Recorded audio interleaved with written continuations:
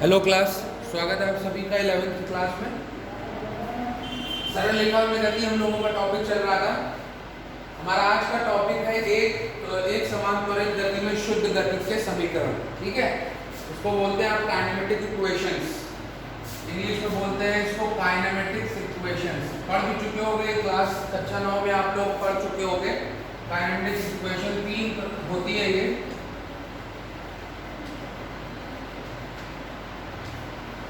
V is equals to U plus AT, S is equals to 1 by 2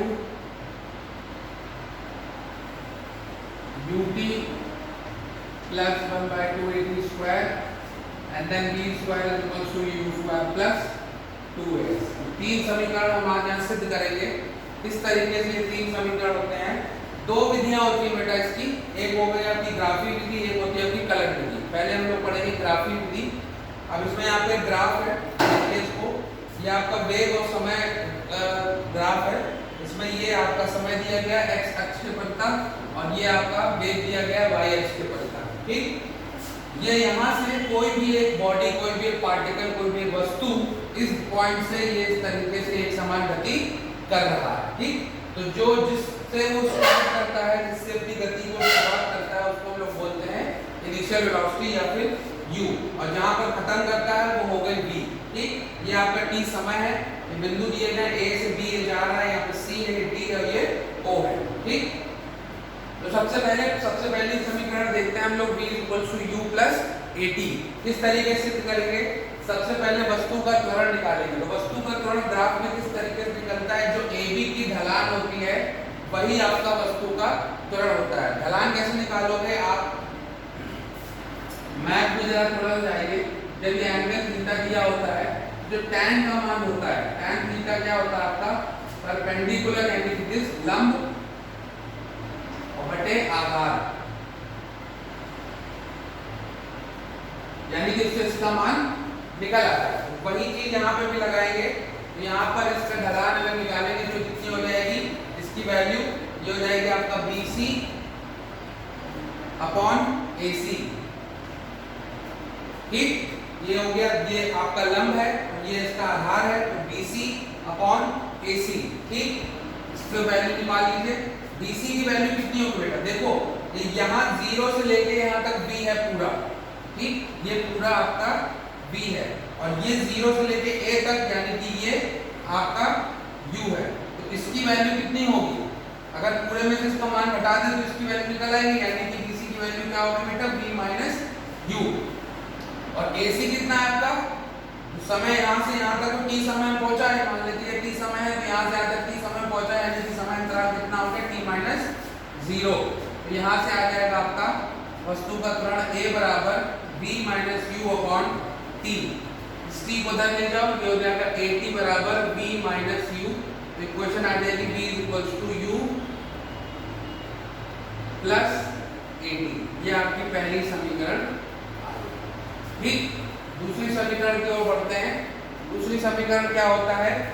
S is equals to UT plus half AT square. अब इस समीकरण को सिद्ध करने के लिए आप निकालेंगे, इस समीकरण को सिद्ध करने के लिए आप निकालेंगे इसका एरिया। ठीक, यानी कि क्षेत्रफल। ये जो बेटा फिगर बन रहा है, ठीक, ये जो फिगर बन रहा है ये एक प्रकार का ट्रेपेजियम होता है। ठीक, अब इसका आप एरिया निकालेंगे और उस एरिया को निकालने के लिए दो हिस्सों में उसको डिवाइड करेंगे। एक हो गया, एक ये ट्रायंगल यानी कि त्रिभुज, और एक ये हो गया आपका रेक्टेंगल यानी कि वर्ग। ठीक है, आयत, सॉरी, वर्ग स्क्वायर होता है, ये आयत हो गया और ये त्रिभुज हो गया। इसको दो भागों में डिवाइड कर लीजिए। तो यहाँ से आपका क्या निकलेगा? डिस्टेंस, यानी कि कितनी उसने डिस्प्लेसमेंट यानी कितना उसका विस्थापन किया है। A से B तक जाने में उसने कितना विस्थापन किया, इस चीज को निकालने के लिए आप करेंगे क्या? इसका क्षेत्रफल निकालेंगे। तो क्षेत्रफल निकाल लीजिए। H बराबर क्या आ जाएगा यहाँ पर? त्रिभुज का क्षेत्रफल क्या होता है बेटा? 1/2 आधार इंटू ऊंचाई। ये इसका आधार है, ये ऊंचाई है। ठीक, और आयत का क्षेत्रफल निकालेंगे तो ये हो जाएगा इसका लंबाई इंटू चौड़ाई। दोनों को जोड़ दीजिए, ये आ जाएगा इसका लंबाई इसकी कितनी होगी बेटा? O, और ये बिंदु मान लेते हैं D, ये लंबाई हो गई OD, और इंटू ये हो गया इसका ऊंचाई कितनी? OA। कुछ भी ले सकते हैं यहाँ पर, क्योंकि ये आयत की लंबाई है और ये बराबर होगी, इसी प्रकार से ये चौड़ाई और ये चौड़ाई बराबर होगी, तो यहाँ पर कुछ भी वैल्यू आप ले सकते हैं, ठीक है। तो यहाँ से आपका OD इंटू OA आ गया, प्लस त्रिभुज का लगाएंगे तो 1/2 आधार इसका कितना हो गया बेटा इस त्रिभुज का AC, और गुणे यहाँ पर इसकी ऊंचाई यानी कि BC, ठीक। ये हो गया आपका इसका क्षेत्रफल।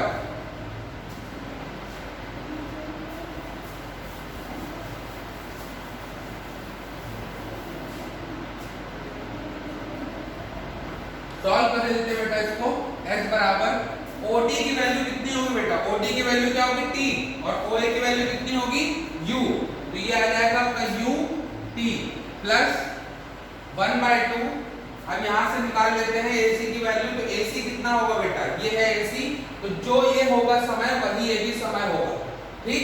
तो यहाँ से आ गया आपका t, और BC कितना होगा बेटा b माइनस u, ये आ गया b माइनस u, ठीक। समीकरण 1 से आपने यहाँ पर क्या लिया था, b माइनस ut मान कितना निकला था बेटा 80 निकला था, ये उठा के यहाँ पर रख दीजिए।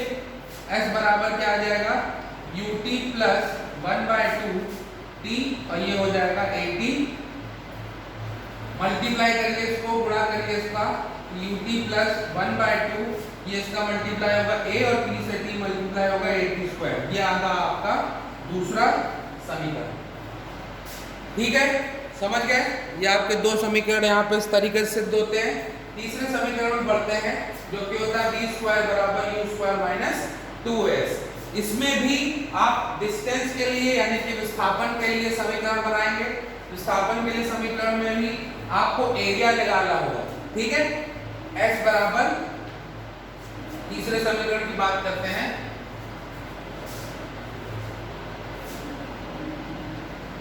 तीसरे समीकरण के लिए क्या हो जाएगा, अब यहाँ पर जो क्षेत्रफल लेंगे बेटा वो पूरे इस जो यहाँ पर बन रहा है फिगर उसका क्षेत्रफल लेंगे, और पूरा जो बन रहा है वो है आपका एक ट्रेपीजियम, ठीक है।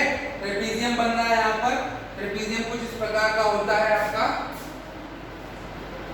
इस प्रकार का, जिसके लिए फॉर्मूला जो होता है वो क्या होता है आपका a, मान लेते हैं ट्रेपीजियम है ABCD, तो इसके लिए सूत्र जो होगा इसका क्षेत्रफल का इसका सूत्र हो जाएगा 1/2, इन दोनों ये जो पैरेलल साइड यानी कि समांतर भुजाएं हैं इन दोनों का योग, समांतर भुजाएं यानी कि AB प्लस CD, और इस गुणे इसकी ऊंचाई यहाँ पर L मान लेते हैं तो ये AL हो जाएगा, ये इसका सूत्र होता है। अब यहाँ पर ये जो ट्रेपीजियम बन रहा है वो आपका कुछ इस प्रकार का बन रहा है।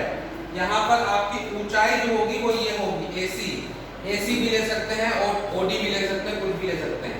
तो यहाँ पर भी S बराबर क्या हो जाएगा 1/2 गुणे इसकी समांतर भुजाएं क्या है, एक ये है और एक ये है, यानी कि OA और ये कितना है आपका BD, तो ये जाएगा OA प्लस BD गुणे इसकी ऊंचाई कितनी हो जाएगी आपकी, AC भी ले सकते हो OD भी ले सकते हो, कुछ भी ले सकते हो क्योंकि दोनों ही बराबर है, ठीक। तो यहाँ से x बराबर कितना आ जाएगा, मान रख लेते हैं इसका, OA कितना है बेटा, OA है आपका u, ये हो जाएगा u, और BD कितना है आपका, पूरा यहाँ से यहाँ तक पूरी बात कर रहे हैं तो b हो जाएगा b, और इनटू OD इसकी हाइट है यानी कि t हो जाएगा।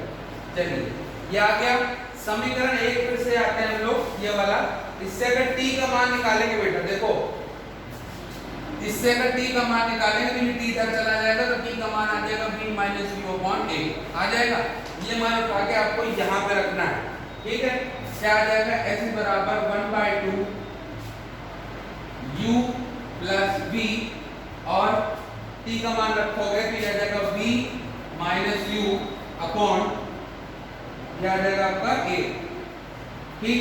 तो s बराबर ये हो जाएगा u प्लस b, इसको u प्लस b को हम लोग b प्लस u भी लिख सकते हैं, इसमें कोई दिक्कत नहीं होनी चाहिए, b minus u upon 2a। अब ये किसका सूत्र होता है गणित के फॉर्मूले, a plus b a minus b यानी कि a square minus b square, तो s बराबर हो जाएगा b square minus u square upon 2a। इस 2a को इधर कर दो तो ये हो जाएगा 2as बराबर b square minus u square. तीसरा समीकरण आ गया आपका v square equals to u square plus 2as। ये है आपका तीसरा समीकरण। इसको स्क्रीनशॉट ले लीजिए आप। इसके बाद हम लोग पढ़ेंगे कलन विधि द्वारा किस तरीके से ये समीकरण को स्थापित किया जाए। आगे टॉपिक को बढ़ते हैं बेटा। दूसरा आपका है कलन विधि। कलन विधि के द्वारा किस तरीके से आप समीकरण को सिद्ध कर सकते हैं। तो यहाँ पर लिखा हमने त्वरण की परिभाषा से। तो त्वरण की परिभाषा से a बराबर dv/dt होता है। ये हम लोग पिछले लेक्चर में, पिछले वीडियो लेक्चर में पढ़ चुके हैं, तो उसको देख लीजिएगा और फिर आगे आपको समझ में आएगा कि ये कहाँ से आया। तो a बराबर dv/dt होता है, तो ये हो जाएगा आपका dv बराबर a dt। समाकलन इसका कर दीजिए।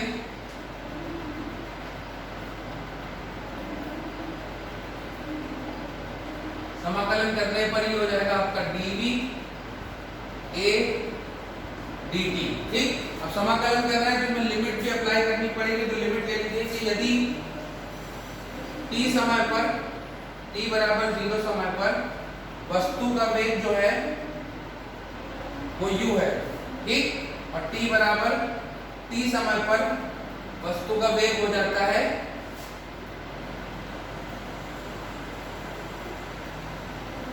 v हो जाता है, ठीक। t बराबर 0 समय पर वस्तु का वेग आपका u था और t बराबर t समय पर वस्तु का वेग अगर v हो जाता है, यहाँ पर लिमिट अप्लाई हो जाएगी। ये हो जाएगा, ये आपका v यानी कि वेग है, तो ये हो जाएगा u से लेके v तक dv, और ये हो जाएगा आपका 0 से लेके t तक, क्योंकि यहाँ पर t है तो ये a हो जाएगा dt। ठीक, अब इसका समाकलन कर लेते हैं। ये हो जाएगा आपका, इसका समाकलन करोगे v हो जाएगा, लिमिट अप्लाई कर देना है यहाँ पे u से लेके v तक, और ये हो जाएगा a। अब ये क्योंकि ये एक नियतांक है इसलिए ये बाहर आ जाएगा, इससे हमें मतलब नहीं है। तो ये हो जाएगा आपका t और ये हो जाएगा 0 से लेके t तक। ये आ जाएगा आपका v माइनस u। जब आप लिमिट अप्लाई करेंगे, upper limit minus lower limit, ऊपर वाला पहले रखेंगे फिर नीचे वाला रखेंगे, दोनों को माइनस कर देंगे। ये हो जाएगा a, इधर भी वही करेंगे तो ये हो जाएगा t माइनस 0। ये v 0 और ये 80 हो जाएगा, और तो यहाँ से इक्वेशन आ जाएगी v equal to u plus 80।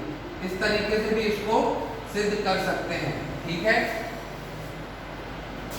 दूसरा समीकरण देखते हैं। दूसरा समीकरण निकालने के लिए हम लोग यूज करेंगे वेग की डेफिनेशन। तो वेग की परिभाषा के अनुसार क्या होता है,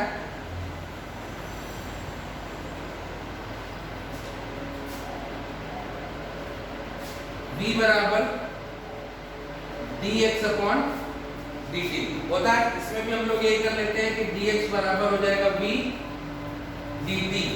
ठीक, समाकलन कर लेते हैं इसका, dx बराबर v dt।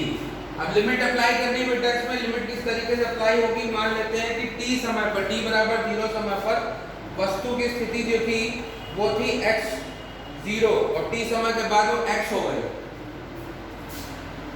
t बराबर 0 पे x जो था, मैंने उसका विस्थापन जो था वो x0 हो गया, और t बराबर t समय पर x का विस्थापन x हो गया। ठीक है, मतलब कि वो 0 पे था भाई, अगर समय 0 होगा तो विस्थापन भी 0 होगा, क्योंकि वो समय नहीं बढ़ा तो विस्थापन भी नहीं होगा, क्योंकि विस्थापन समय पे पूरी तरीके से निर्भर करता है। और t समय बढ़ा तो उसका विस्थापन x हो गया। चलिए, ये विस्थापन है, यहाँ पर इस पे लिमिट अप्लाई कर लेते हैं। ये हो जाएगा x 0 से लेके x तक dx, और ये हो जाएगा आपका, यहाँ पर v जो है वो एक नियतांक है तो v बाहर आ जाएगा और dt हो जाएगा, ये लिमिट अप्लाई कर दीजिए यहाँ पर 0 से लेके t तक। ठीक, ये आपकी लिमिट अप्लाई हो जाएगी। अब यहाँ पर v आपका, इसको सॉल्व कर लीजिए v को अच्छी तरीके से, क्योंकि यहाँ पर t के सापेक्ष कर रहे हैं हम लोग। यहाँ पर हम लोग t के सापेक्ष कर रहे हैं, तो v का मान उठा के रख लीजिए। पहली वाली इक्वेशन जो हम लोग ने निकाला है v बराबर u प्लस 80, ये आ जाएगा और ये हो जाएगा dt। ठीक, समझ गए। और लिमिट अप्लाई हो जाएगी 0 से लेके t तक, 0 से लेके t तक लिमिट अप्लाई हो जाएगी यहाँ पर। अब इसका हम समाकलन करेंगे, तो यहाँ पर